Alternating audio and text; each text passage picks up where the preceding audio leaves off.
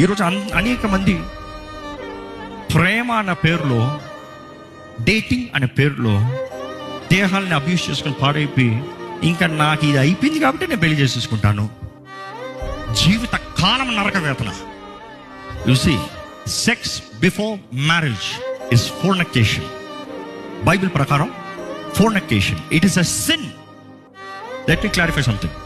Just because you had sex before marriage does not make you husband and wife. You understand? And there is a consequence for it.